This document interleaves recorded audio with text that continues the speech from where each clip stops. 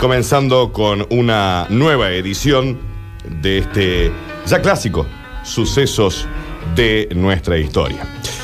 Y en el día de hoy, para hablar de un personaje controvertido, amado, querido, 2 veces presidente de la nación. Hay muchas cosas para hablar, ¿no? Conquistador del desierto. Dicen, este tipo hizo la Argentina. Bien o mal, pero creó el país. De alguna manera, ¿no?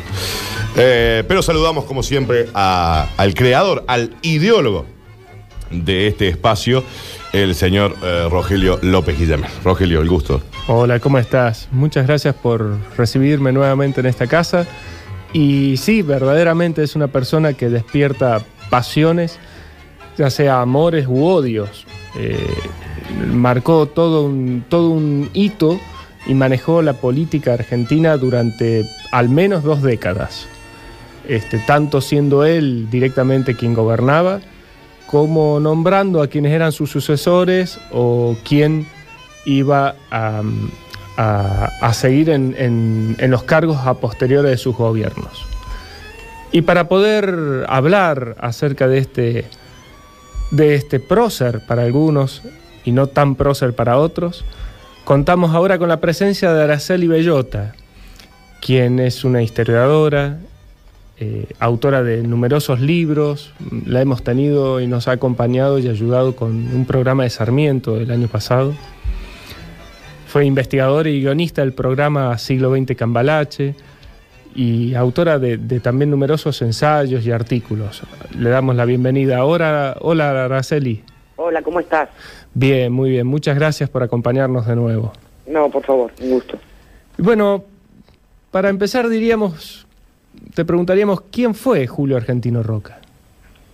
Y Julio Argentino Roca fue un tucumano que estudió en el Colegio de Concepción del Uruguay, en Entre Ríos, y que hizo una carrera militar notable, muy rápida.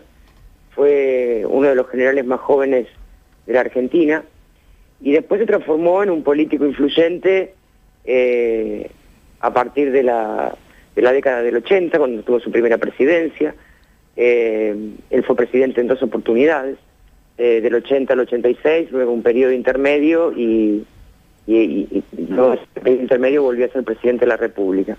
Y en verdad accedió a la presidencia de la República fundamentalmente porque desde su sitio de ministro de guerra, del gobierno de Nicolás Avellaneda, bueno, culminó la llamada campaña del desierto en 1 año y pico, y bueno, eso le dio gran popularidad en su tiempo y eso hizo posible que accediera a la presidencia.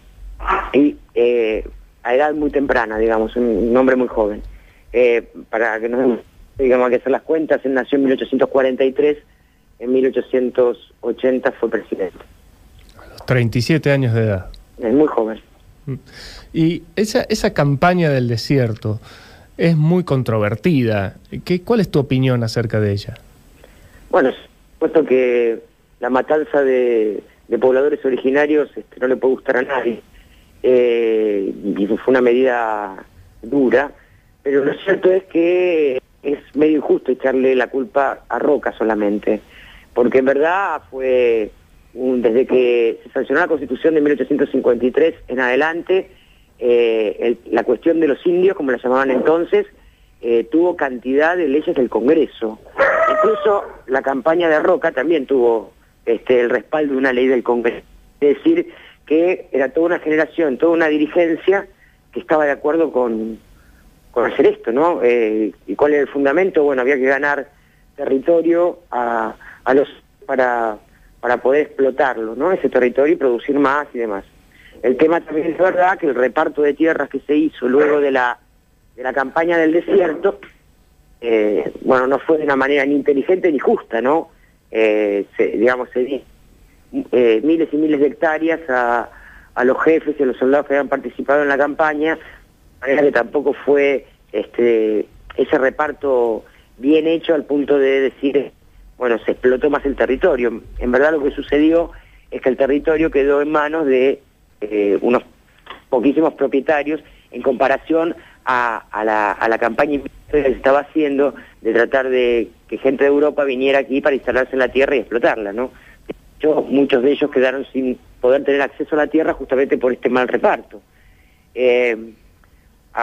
¿Cómo se llama? A Roca, la legislatura le donó 53.000 hectáreas en el partido de Guaminí, ¿no? Por su actuación en el desierto. Digo, y de esa manera fue como se repartió. Bien. Uno cuando escucha hablar de zorro, pensando en el zorro del desierto, que es el primero que se le viene a la mente uno, es Rommel, el mariscal de la Segunda Guerra Mundial. Pero él también era el zorro. ¿Por qué? Bueno, porque era muy hábil para manejar la política. En verdad, él se transformó en un presidente, pero además en un líder político que manejó la política argentina del 80 hasta te diría casi su muerte, ¿no? Porque fue, digamos, un jefe político que extendió una suerte de red en todo el país y bueno, y manejaba las provincias, Hay un discurso muy interesante, Carlos Pellegrini, que en su momento fue partidario de él, por supuesto, pero después se pelearon, porque bueno, a Carlos Pellegrini lo mandaron a negociar a Europa y Pellegrini cumplió lo que Roca le había dicho, pero como después no fue popular, Roca terminó echándole toda la culpa a Carlos Pellegrini se enojó y pasó a la oposición, ¿no? Y entonces en un discurso de 1906, uno de los últimos discursos de Pellegrini en el Congreso, él denuncia, bueno, cómo es ese manejo, ¿no? Y él dice, bueno, las candidaturas se deciden en la Casa de Gobierno, y para los poetas menores quedan las diputaciones, ¿no? Digamos que Roca era fue un gran armador de la política de esa manera, ¿no? Puede ser que una de las maniobras más de zorro haya sido la candidatura de Luis Roca Sáenz Peña. Sí, bueno, ahí le hizo una jugada magistral a Roca Sáenz Peña, ¿no? Que era el que después finalmente va a ser presidente y el que finalmente va a sancionar que su nombre, que terminó con el fraude político, porque además digamos también que para que Roca manejara la política de esta manera era posible porque en ese tiempo se hacía fraude en las elecciones, es decir, no había padrones como hay hoy, digamos, votaban los muertos, la gente votaba varias veces, en vez de padrones lo que había que hacer, la gente se tenía que ir a anotar un lugar para votar, y la primera maniobra era impedir que se anotaran los opositores, digamos, había toda una cuestión de manejo de las elecciones que la ley Sáenz Peña terminó.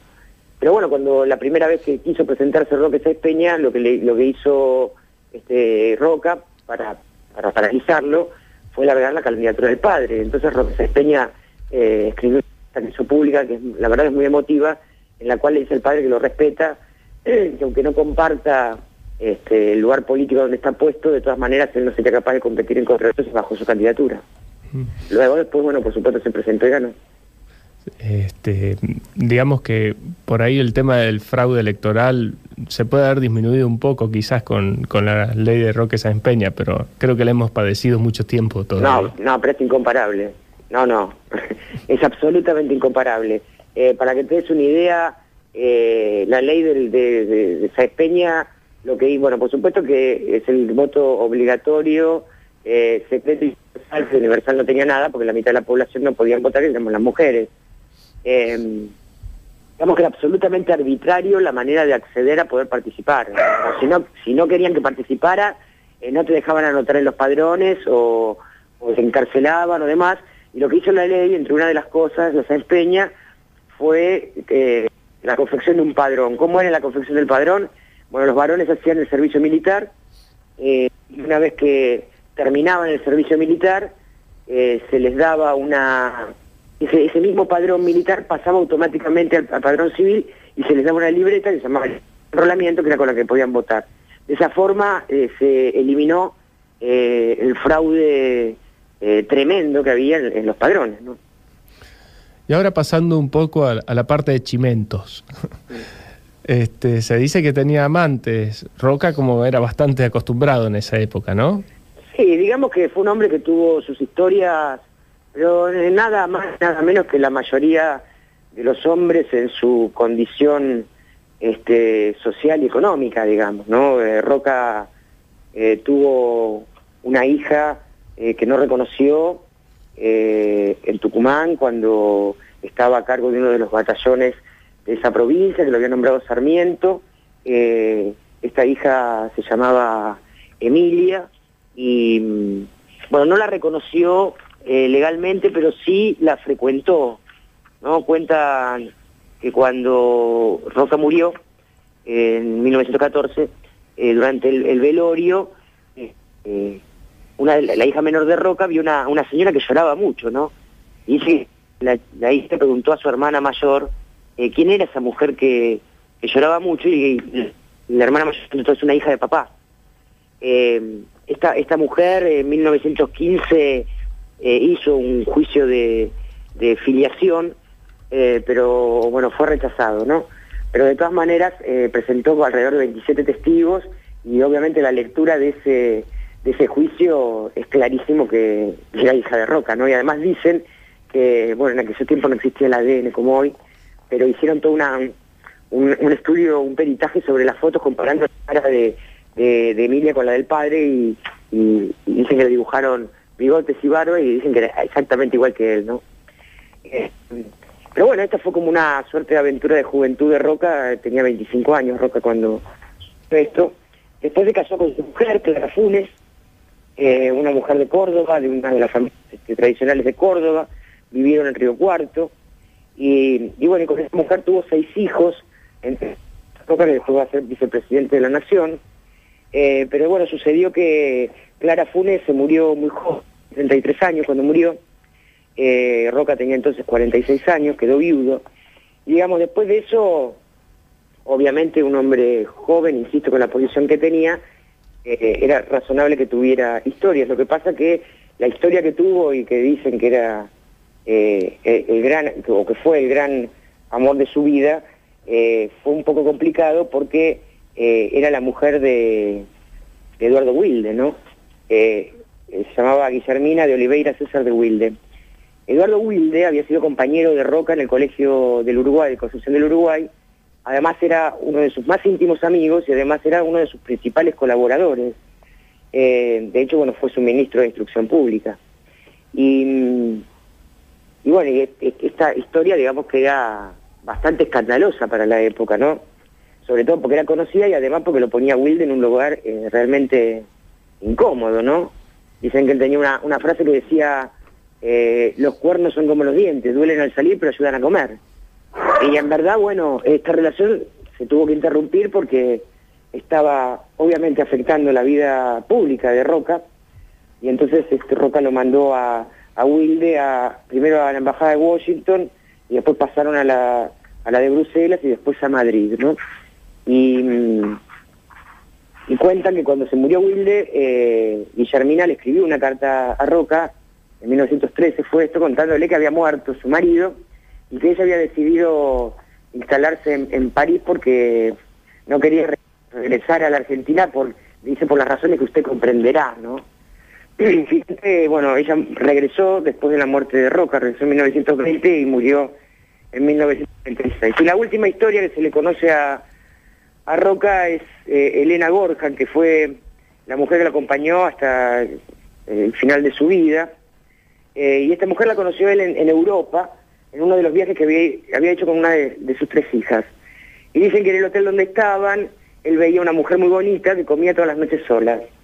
Y entonces mandó a preguntar quién era, y le dijeron que era una rumana medio aventurera y que había perdido mucha plata en Monte Carlo, porque era aficionada al juego.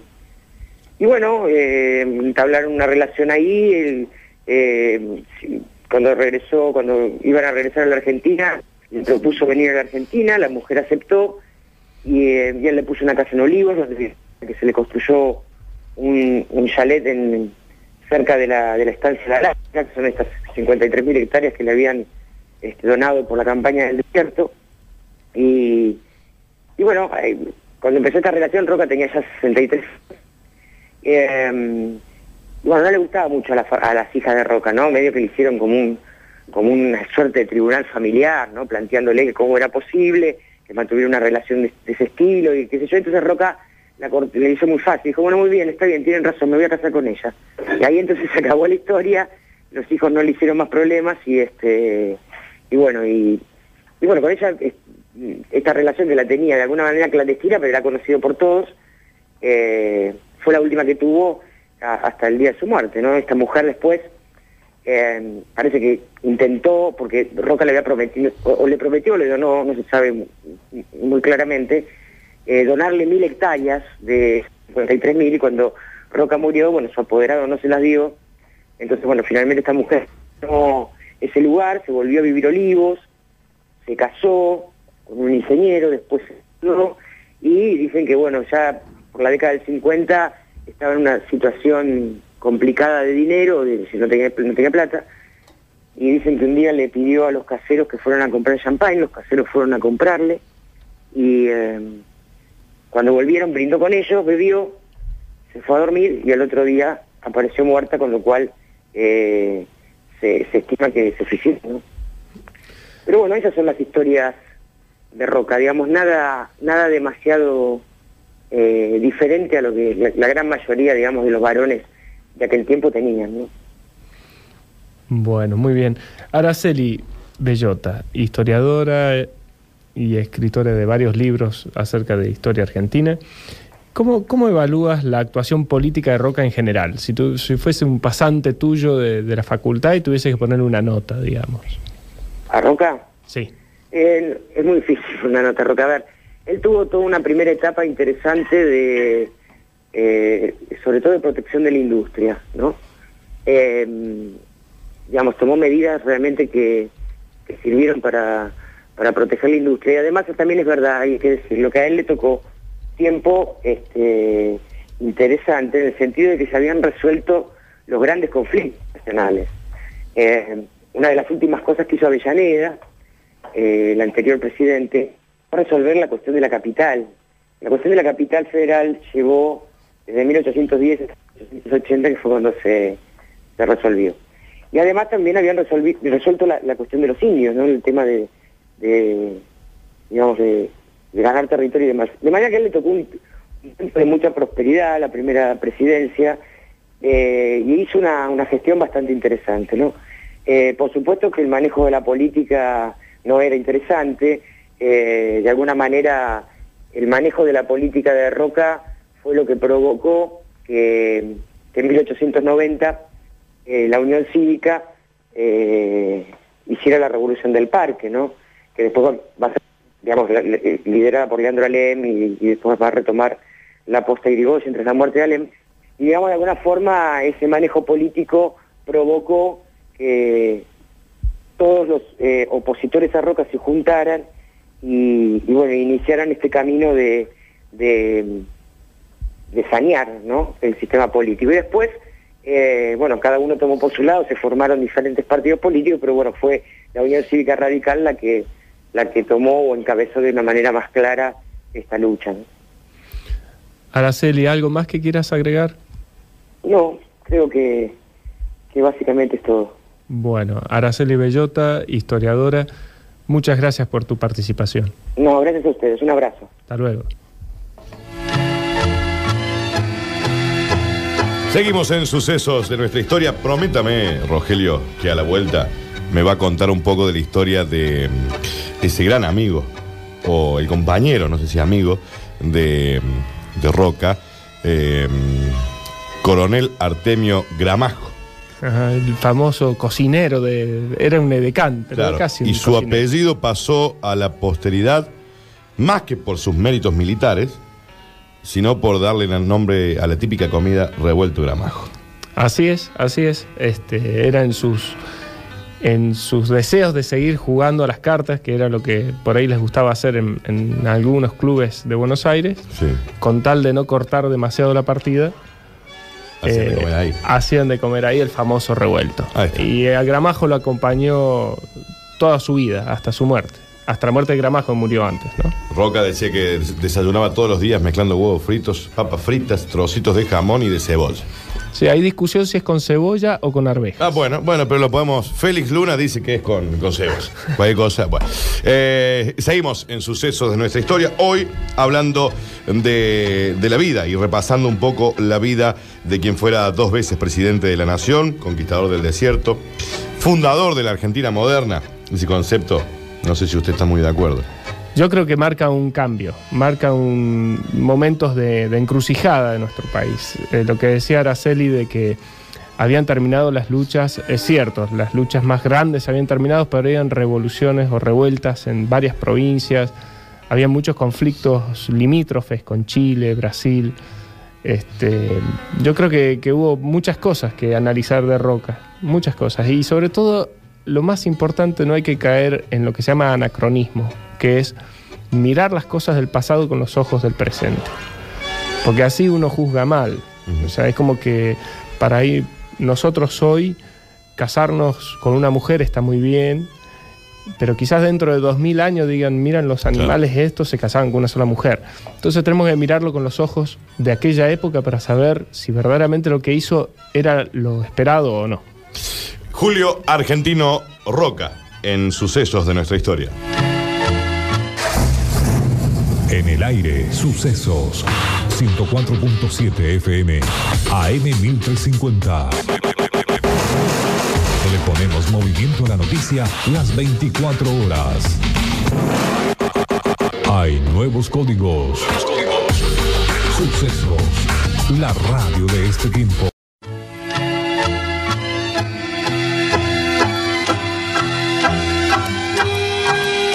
Bueno, y ahora nos acompaña un historiador y escritor argentino, alguien muy comprometido con nuestro pasado, sobre todo con lo que corresponde a nuestra Patagonia. Es el autor y guionista de La Patagonia Rebelde, que ha sido su obra que ha pasado con mayor trascendencia, aparte de varios ensayos.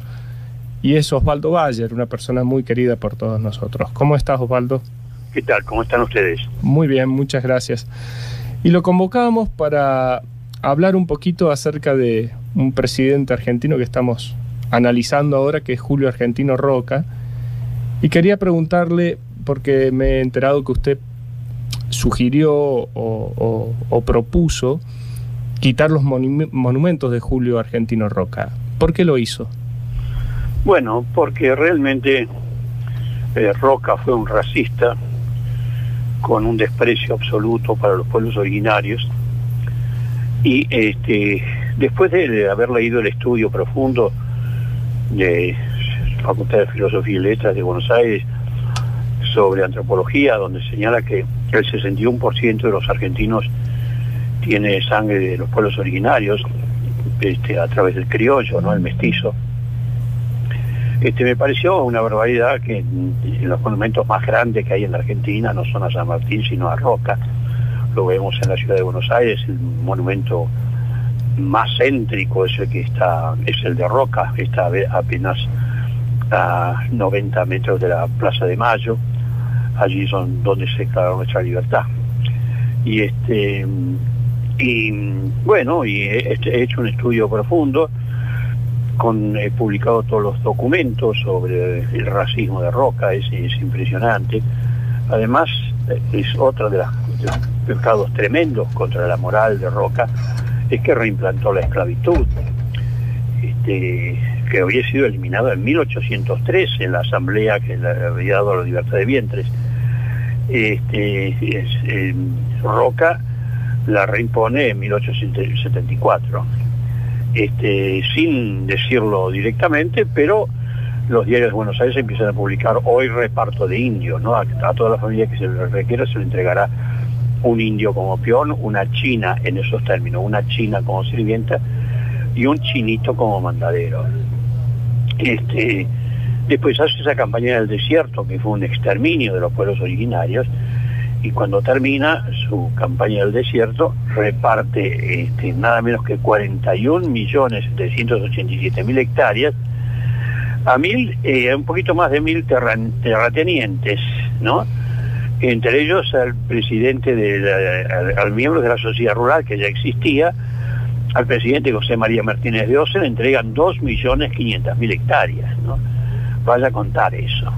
A él se hace regalar 65.000 hectáreas en las mejores tierras que elige él en Guaminí, y a todos los miembros de la sociedad rural se les entregan 500.000 de hectáreas por lo menos.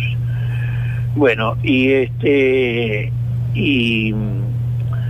por ejemplo, yo justamente tengo acá una crónica del diario El Nacional del 31 de enero de 1879.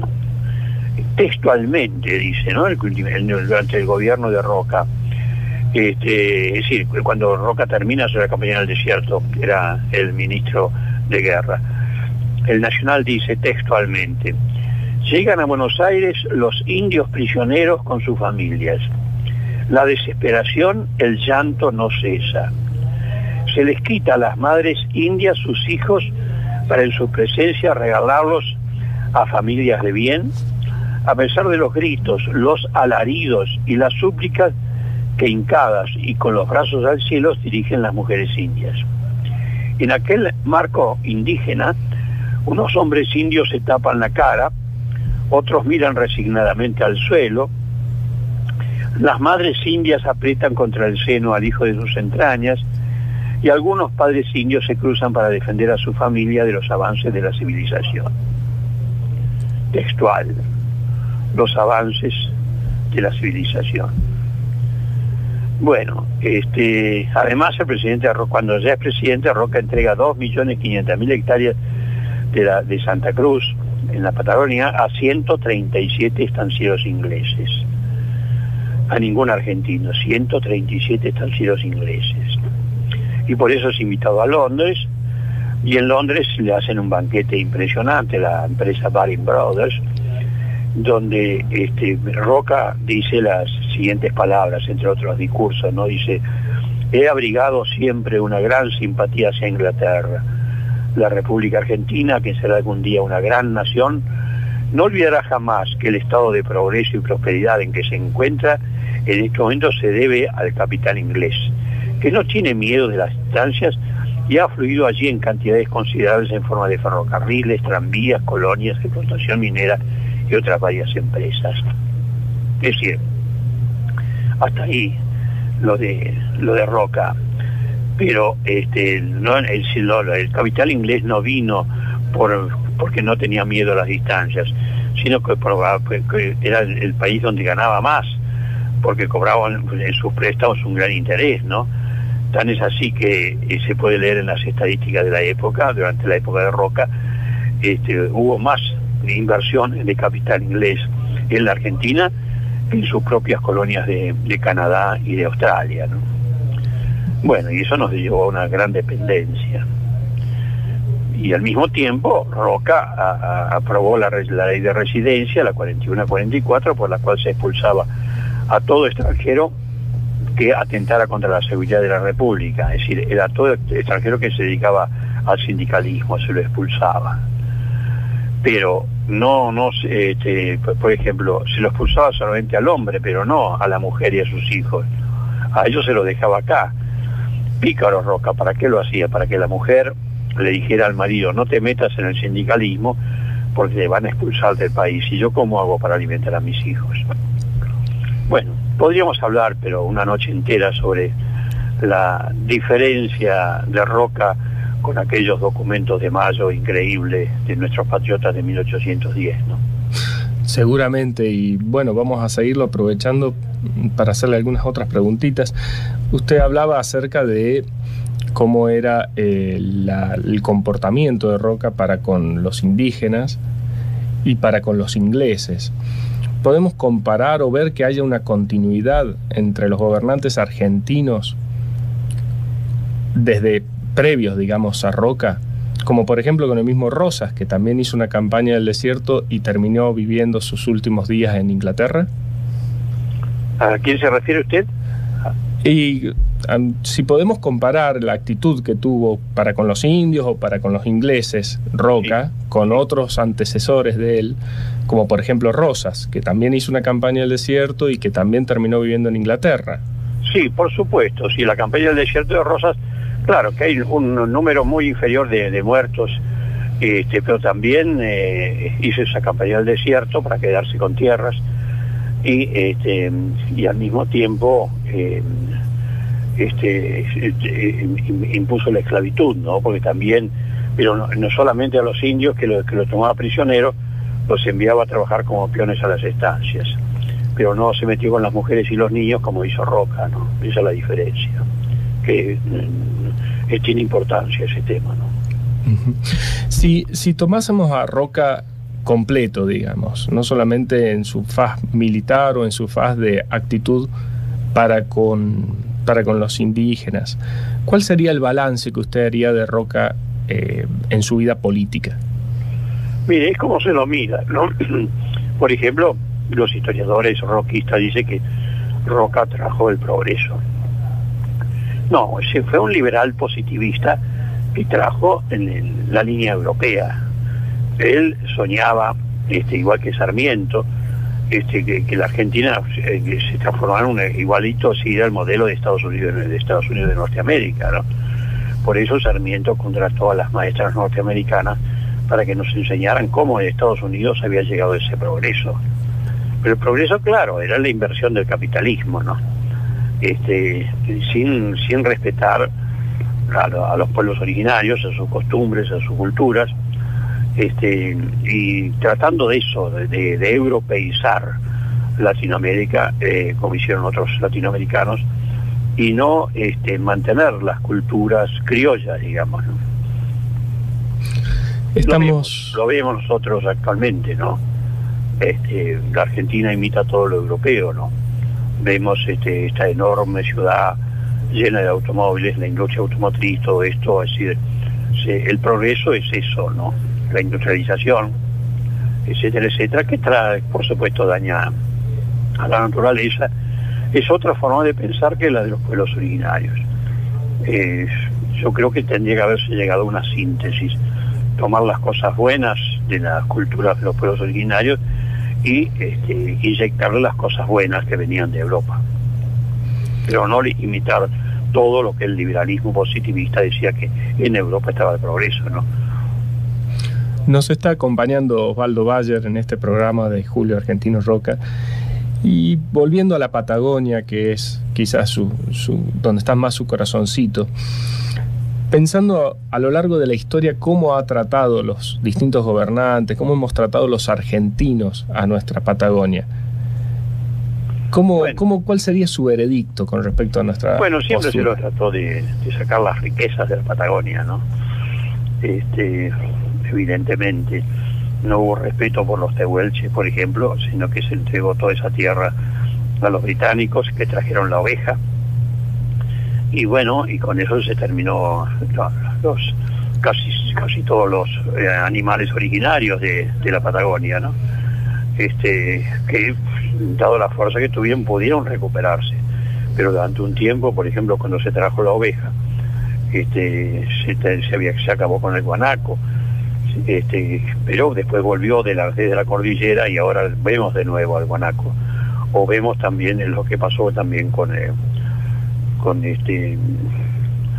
los ñandúes, ¿no?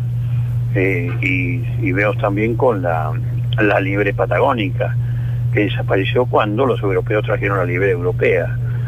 Bueno, durante más de medio siglo desapareció la liebre patagónica, pero algunas se refugiaron en la Patagonia, en la cordillera, y también años después volvieron, y hoy vemos de nuevo esa liebre grande, hermosa, que pega saltos, ¿no? Es decir, como a veces la naturaleza se autodefiende.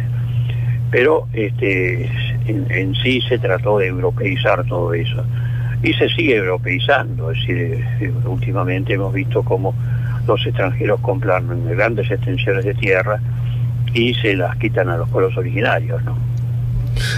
Que por supuesto no tienen título de la propiedad, porque ellos siempre han vivido en comunidades, ¿no? Comunidades sin sentido de la propiedad, no tienen títulos de propiedad. Y a eso es algo que tendríamos que respetar de ellos. Muy bien. Y si usted tuviese la posibilidad de sugerir algunas políticas para hacer con nuestro sur, ¿qué propondría?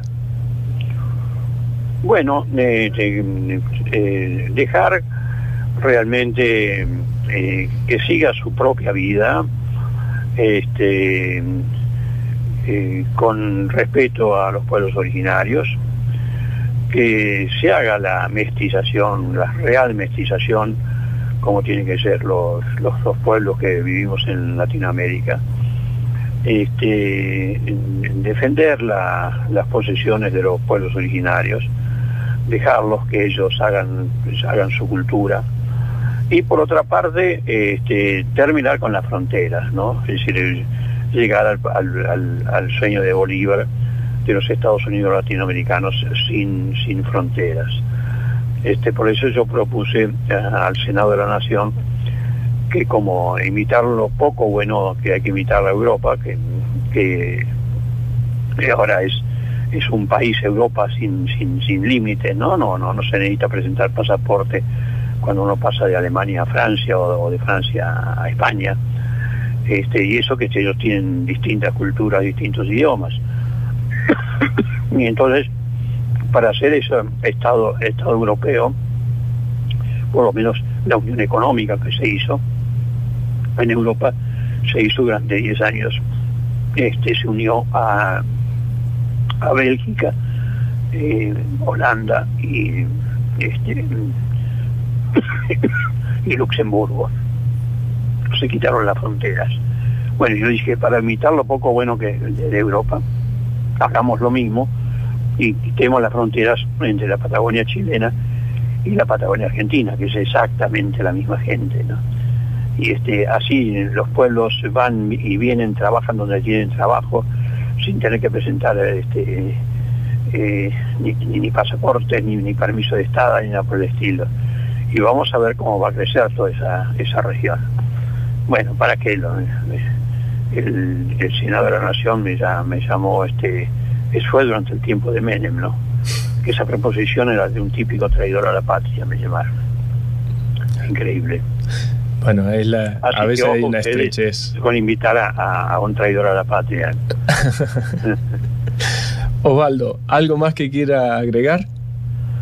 No, nos queda mucho por hacer, y por eso cimentar nunca más una dictadura militar, nunca más la desaparición de personas, la pena de muerte y todas estas cosas, y hacer un país realmente auténticamente democrático con todos los derechos, y terminar cumpliendo con el sueño de Bolívar, los Estados Unidos de Latinoamérica. Ese es mi sueño. Osvaldo Bayer, historiador, escritor, periodista, muchas gracias por participar en este programa. Gracias a ustedes, un gran abrazo. Hasta pronto. Osvaldo Bayer, el creador de la película La Patagonia Rebelde. Sí, un clásico de nuestro cine que marcó todo un hito en la década del 80. Seguimos en sucesos de nuestra historia hablando de El Zorro del Desierto. ¿Está bien que lo llame así? Sí, yo en realidad es Zorro a secas, pero para mí del desierto por el tema de la conquista del desierto, ¿no? Que no fue el único que se metió en el desierto a conquistarlo. No, también se metió Rosas. En realidad tenemos 300 años de historia de intervención en el desierto, pero ya vamos a hablar después de eso. Nos preguntan, ya vamos a una pausa, pero nos preguntan por qué Roca se queda con la estancia, la paz, o sea, se la hace propia en Cochinga, este lugar tan bellísimo que ahora se lo usa también para ir a pasear o a algunos eventos, y se quiere de sus suegros. Sí, en realidad la compra él, pero la dona se la da a los suegros, a la familia. La familia Paz, que es la familia de la esposa, era una familia muy acomodada, muy bien, en una muy buena situación económica. No era el caso de la familia paterna, o sea, la propia familia de Roca, cuyo padre, José, era militar, había estado con San Martín, había sido un militar muy dedicado, pero que no había acuñado nunca fortuna, a tal punto que la esposa siempre se lo reclamaba, que no juntaba plata para poder solventar la familia. Cuando muere la esposa, él no se puede hacer cargo de todos los hijos y a Roca lo destina a que vaya a una escuela Entre Ríos porque no lo podía mantener cerca de él. El nombre propio de Julio Argentino Roca es porque quería hacer honor al 9 de julio el padre. Por eso se llama Julio. Es cierto que nació en julio también. El 17 de julio, exactamente. Y también argentino, así que era Julio Argentino Roca. Llevaba la patria bien en el corazón el padre. Seguimos repasando la vida de este tucumano, Julio Argentino Roca, presidente de la Nación en 2 oportunidades, y manejó de alguna manera los hilos de la política argentina durante casi 30 años. Sucesos de nuestra historia. En el aire, Sucesos. 104.7 FM, AM 1350. Le ponemos movimiento a la noticia las 24 horas. Hay nuevos códigos. Sucesos. La radio de este tiempo.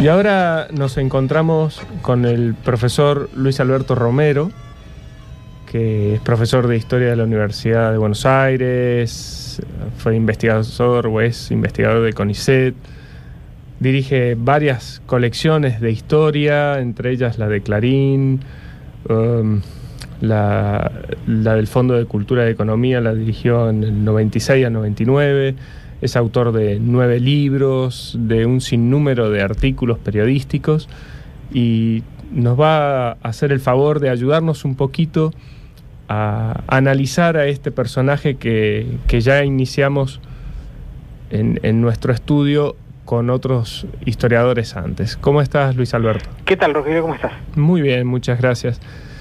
Recién estuvimos hablando con Osvaldo Bayer y, bueno, él no tiene un concepto muy elevado de Roca, y entre las cosas que él proponía era retirar los monumentos que han sido erigidos en su honor, acusándolo de genocida. ¿Cuál es tu opinión acerca de Roca? ¿Era genocida? En 2 palabras te sintetizo, me parece una estupidez. Y ahora te explico un poco. Hay 2 maneras de mirar la historia. La de los historiadores consiste en tratar de entender lo que pasó y no de dividir el pasado entre buenos y malos. Y para entender lo que pasó, una de las cosas que hay que entender es los valores morales vigentes en la época en que ocurrieron las cosas, ¿no? Por ejemplo, si uno estudia los aztecas, no tiene sentido condenarlos porque hacían sacrificios humanos, ¿no? Y nadie lo hace, de hecho, ¿no? Y entonces, bueno, en el siglo XIX todos los procesos de construcción del Estado fueron así, ni más ni menos que el de la Argentina, de Estados Unidos, cualquier otro, ¿no? Son guerras, ¿no? El siglo XIX o en el siglo V, tampoco el nacimiento de Francia fue mucho más pacífico con la invasión de los germanos, ¿no?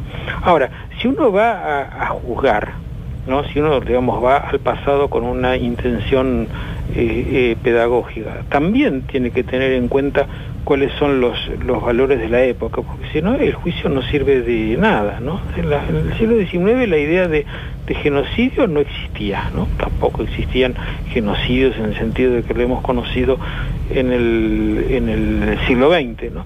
De modo que hay que ser un poco más antropólogo, diría yo, en el sentido de tratar de entender los valores y la cultura de la época, y no esa cosa que a mí me parece tan trivial, como en el caso de Bayer y de tantos otros, ¿no? Que es poner el parámetro de nuestro como patrón de medida para el pasado, porque sabemos que los valores son históricos, ¿no? O sea, no hay que ser anacrónico, digamos. No hay que ser anacrónico, ¿no? Si uno quiere entender, ¿no? Si uno quiere entender, y si uno quiere sacar lecciones del pasado, tampoco hay que ser anacrónico, porque no entiende nada, ¿no? Muy bien. Y ahora yendo un poco a la política de Roca, ¿con qué país se encontró Roca en su primer presidencia, al asumir su primer presidencia? Bueno, yo creo que Roca en ese momento, 1880, está precisamente en una especie de bisagra de su propia vida, porque él hizo toda su carrera militar, que fue muy destacada, como oficial del flamante Ejército Nacional, que fue el instrumento por el cual el Estado Nacional se fue constituyendo en la década de 1860, 1870, y él casualmente estuvo presente y con participación activa en los jalones principales de esa construcción, que consistió en la imposición de la autoridad del Estado sobre los focos disidentes, desde las provincias, como el caso de Entre Ríos. Él estuvo en la campaña contra los López Jordán en Entre Ríos, o en el caso de los imperios del desierto, la así llamada conquista del desierto, fue la imposición de la autoridad del Estado Nacional sobre ese territorio, ¿no? Y la última jornada, que fue la sublevación de Buenos Aires, bueno, él estaba ahí como presidente electo y destinatario de la herencia que le dejaba Avellaneda, que era un Estado Nacional sin poderes que lo enfrentaran, ¿no? Entonces, en esa bisagra, cuando él se hace cargo, él encara la segunda parte de la construcción del Estado Nacional, que es la construcción institucional. Y ahí me parece que esos años del 80 al 86 fueron muy importantes en cuanto a creación de instituciones, sanción de leyes, ¿no? Y entre ellas la famosa ley 1420 de educación primaria, que es uno de los grandes instrumentos de construcción de la Argentina.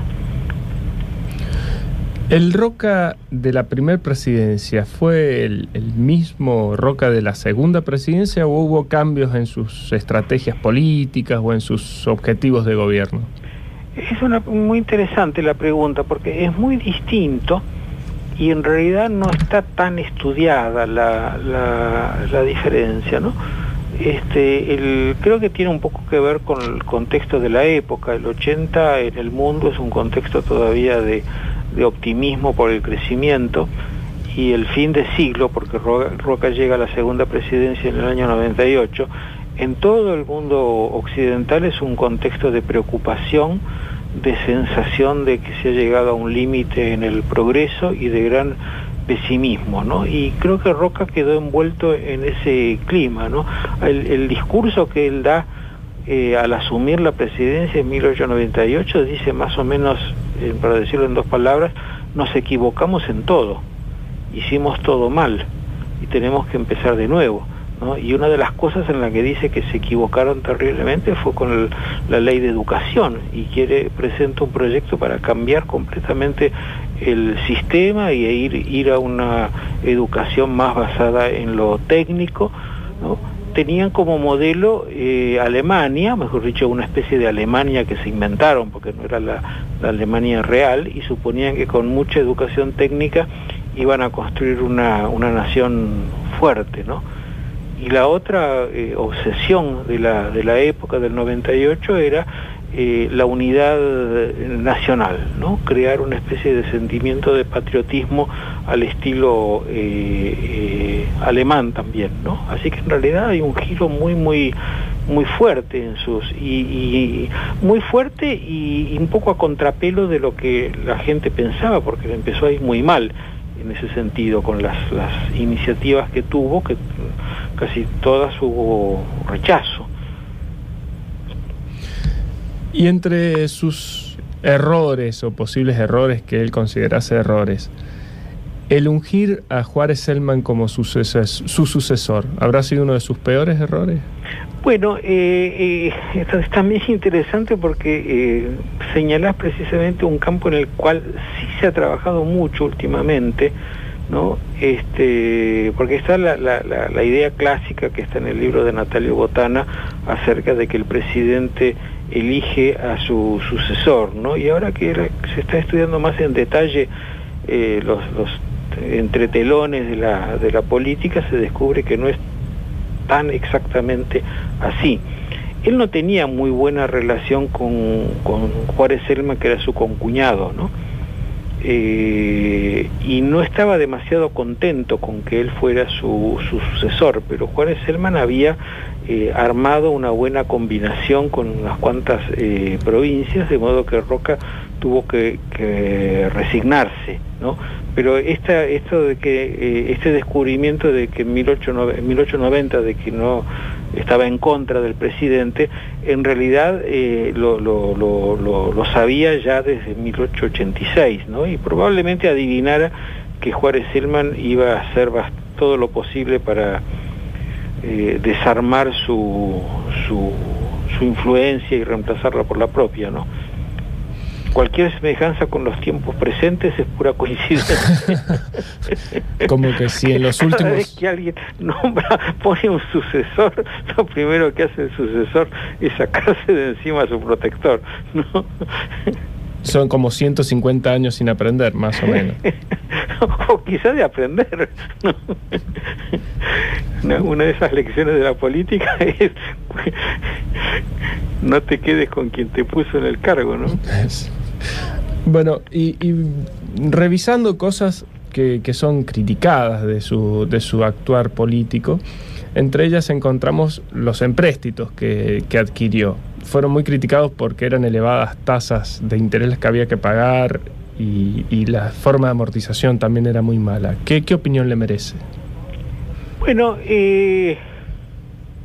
no sé, nosotros hoy vivimos en un mundo en que esto es normal y uno se dice, por ejemplo, que uno de los problemas de la Argentina es que nadie le quiere prestar dinero, ¿no? Es decir, un país que se lanza a un programa de crecimiento como el que se lanzó la Argentina en 1880 solo lo podía hacer con financiamiento externo, diríamos hoy, ¿no?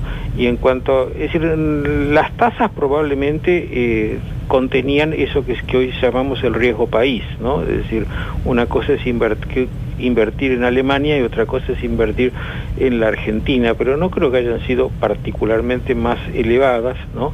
Y era en todos los casos de las dos partes una apuesta al crecimiento, ¿no? Y el crecimiento de la Argentina fue tan espectacular que eso no se hizo notar, salvo el hecho, que es lo que ocurrió en 1890, que esto que se ha llamado la vulnerabilidad de la economía, es decir, que queda muy expuesta a los ciclos que tienen los países que prestan dinero, ¿no? Eso fue lo que ocurrió con la crisis de 1889-90, ¿no? Pero tampoco fue una crisis tan dramática porque el país siguió creciendo. Siempre son muy dramáticas para los que la viven, pero en cuanto se toma un poco de perspectiva no es para tanto, ¿no? Ahora, como siempre que hay dinero en movimiento, hay intermediarios, hay comisiones, hay corrupción, etcétera. Eso es así siempre, ¿no? Y analizando otro punto, le vamos a pegar por última vez a Roca entre estas preguntas que le hacemos, el tema de la ley de residencia. ¿Cuál es su opinión? Aclaro, yo no lo estoy pegando a Roca ni lo estoy... No, yo con mis preguntas. ¿No? Yo con mis preguntas. Las preguntas. La ley de residencia es de la segunda presidencia de 1902 y se refiere a una manera de enfrentar el problema del anarquismo, que es la manera represiva, ¿no? En fin, no, si yo fuera presidente no dictaría una ley así, por supuesto, y me parece que dentro del equipo de Roca había gente que era partidaria de otro camino que no fuera el represivo, ¿no? Pero lo cierto es que para el Estado los anarquistas eran un desafío, no en términos de revolución social, es decir, no lo veían así, era un desafío, diríamos, en términos policiales, ¿no? Es decir, atentados, ¿no? Y no me extraña que el Estado busque medios de defenderse, ¿no? Ahora, la ley de residencia entronca con esta otra cosa que te comentaba recién y que a mí me parece en el fondo más seria, ¿no? Que es la idea de que hay un extranjero malo, ¿no? Y que los argentinos son buenos y del extranjero vienen influencias que son las que traen los males, ¿no? Ese es como el germen del nacionalismo xenófobo, que se desarrolla ampliamente en el siglo XX. Me parece que la ley de residencia está en el comienzo de esa historia que todavía dura, ¿no? Si tuviésemos que hacer una evaluación de las dos presidencias de Roca, ¿cuál sería? Bueno, la primera cosa que habría que decir es que no todo lo hace un presidente, ¿no? Ni siquiera todo lo hace un equipo gobernante, porque hay coyunturas, hay periodos. La coyuntura, el equipo gobernante del 80 aprovechó muy bien una coyuntura en la cual el país podía crecer por un lado, y por otro lado el Estado tenía mucha posibilidad de introducir grandes cambios sin encontrar resistencia, ¿no? Con esto te quiero decir que la ley 1420, que es una ley que todo el mundo piensa que es excelente, encontró alguna resistencia en la Iglesia, no muy fuerte, pero no mucho más, ¿no? Entonces, si la trasladáramos a 2010, una reforma general del sistema educativo encontraría infinidad de resistencias en todos los que están ya establecidos en el sistema, empezando por los sindicatos docentes o los estudiantes, ¿no? Entonces, en 1880 no hay muchos intereses consolidados y el gobierno aprovechó muy bien la circunstancia. Mientras que en la segunda presidencia, apenas 20 años después, ¿no? 1898, la sociedad argentina ya está empezando a tener forma, a tener sindicatos, que son los que sustentan a los anarquistas, a tener otro tipo de intereses, los estudiantes universitarios, por ejemplo, ¿no? Una opinión que cuestionó fuertemente la renegociación de la deuda, ¿no? Y ahí el gobierno de Roca estuvo mucho más limitado y casi diríamos a la defensiva, ¿no? Me da la impresión de que en esa época Roca también estaba un poco más viejo y había perdido los reflejos políticos, porque el manejo de la política se le complicó mucho, y el final de su presidencia fue desastroso, es decir, no pudo encontrar la manera de negociar su sucesión, ¿no? Así que ya las cosas le fueron mucho más difíciles en esa época. Profesor Luis Alberto Romero, ¿algo más que quiera agregar? No, que cuando estaba pensando en la segunda presidencia me acordé de un ministro brillante de Roca, Joaquín B. González, y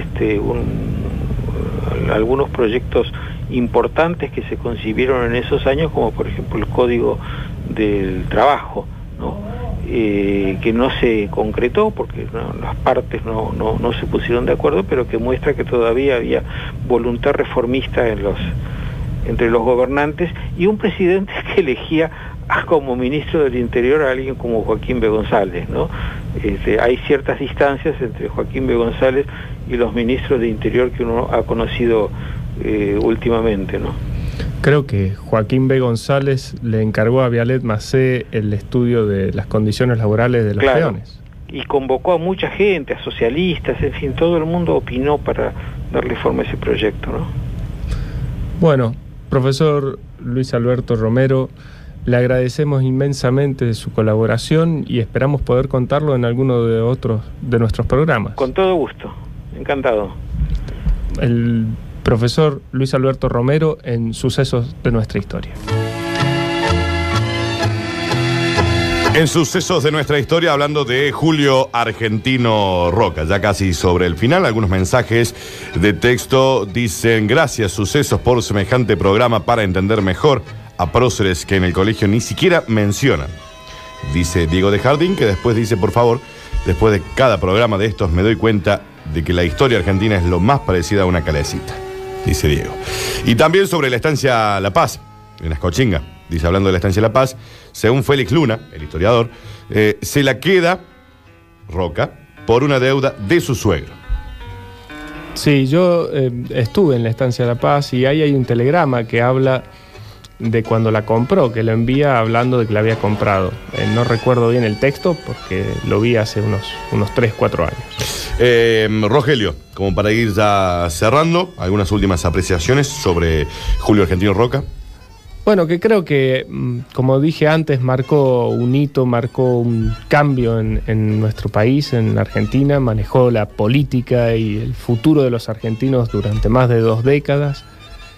Y el recuerdo a todos y el decirles que cuando analicen a cualquier personaje, Roca o el que sea, no dejen de hacerlo pensando con la mente de aquella época. Si lo hacemos con la mente de hoy, con el pensamiento, con nuestras ideas de hoy, seguramente vamos a defenestrar a todos.